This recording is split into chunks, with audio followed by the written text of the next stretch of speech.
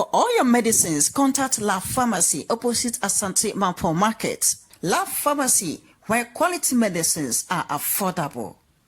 Welcome to Bright Company Enterprise. Bright Company Enterprise is opposite the MTN office, Asante Mampong. Phone magazine yedwumadi ayedie ebi ne se ye repair phone ahoro nyina na afenso ye ton accessories unlocking flashing decoding o he phone magazine ayo Asante Mampong main lorry station about Sanpo Flyers no store number 23 abuja se ubedru Asante Mampong krodu mu asisi a ne etie ene se ye kwantin pon akese ni nyina yade ye guso asphalt bosomia etwa mu dwun no mu na company from Joshob wo mo ebe sha ase ebedi dwuma na dwumadie no ekoso no afidie ba ko a yede abosen gu kwa no so a etumi efa so na emiemi abosen no ma mpanifo hu se afidie no ma to na kwa mu bia betimi afa so no ye friend steel roller na steel roller no na sani afidie ne baaye no oba na na etwi na eyade ha na intense enunti sani yedwumadie sitie no ye bomodin a na ababawa no ekodi nkomo ye friend Rhoda ye na musini ben ene bomodin a ene ababawa ekodi nkomo a obisa no na hintasem na kokudura wonya ya ema no eye na adwen se obetwi eye steel roller a ene wotwi afidie no a na obia ehwe no na enwanwa no Nema tipo apa baba Asante Mampong. Asante Mampong Asphalt na omoye ni dwumadie ni mu na ye hu ababa wo bi ana ye nyina ba bi a wo kudu a wo twi machine kese ba kwa wo ene ye tu ana mo aba ne ntense ye ni be ekomo ehu ani so di mu ene ye ehye ne tipa na ebo no ko ma di se adwuma wo eni aba ma kwa wo be ba to wi ti ama ye ni ni Rhoda Fosu. Okay. Na adwuma ya wo nka wo ya ni pa do be hwe opa. Ye sisa na ye nim se e ma tu bicycle ya de na ye mpe. Na wo ti efidi kese efidi. Wo so asem se. And you can say maybe kai dey ani munyam chirema nyame because with God we can do all things. And moreover no mimi hu ni say my strength is nyame ho. Aha. Samachi we wuni akokudura nyame afomo wonti enya me nkwani oba me yusu be my yusu alright but a little risky when it comes to rolling. You said it is a little risky. How does it make it risky? Okay, say oh ya kwanya baby over balancing won pa na afidie we no anytime drum ni me no nyina ye drum yo ba kwa ba kwa mechi eye tie na enimu no eye drum but we need a double drum to see is the balance for the perfect so that makes it risky when it comes to rolling but me see someone this so much eye bia fun na me say me once I was working in an office, but I decided to come. Was it a member Jumana now person we are like Juma a member Jumana na me person here, but I was one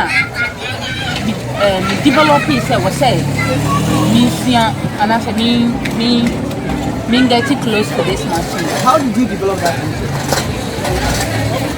Oh, one day one man was using it, so I stood back and I told myself that I can use this machine one day. So I went back and played and thought of it. And it was say me finding ways and means of meeting the idea. It's me our operating machine. One is starting. Okay. So with this work that you are doing, extraordinary amount time. So how do people receive you? Your friends, your neighbors, and then your family? Oh, and it's so lovely. So what's machine ways for? You won't the way I miss your kind of but what's way for? We are who are not in the penny for a member. If you call a hobby, what's machine for going for like. I'm not doing what you used to be a demo, your bar. It's fun. Oh, okay. Then let me ask this last question. You are a lady. If I don't Oh, daddy. so do you guys feel the courage to approach you? Baby, slow. But could be cry. Oh, sorry. But could be cry. Your country be say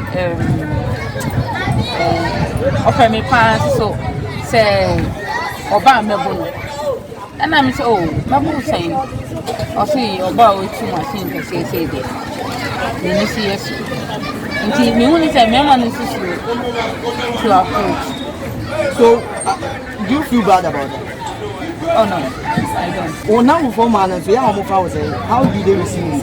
Oh, a man in the I know a young woman, and a baby, so who say me to machine so it gives them courage, so much bit to me. Into the baby, yeah, no more maintain, madam. Like I say, I can't share machine you. And I'm so okay, what could you do?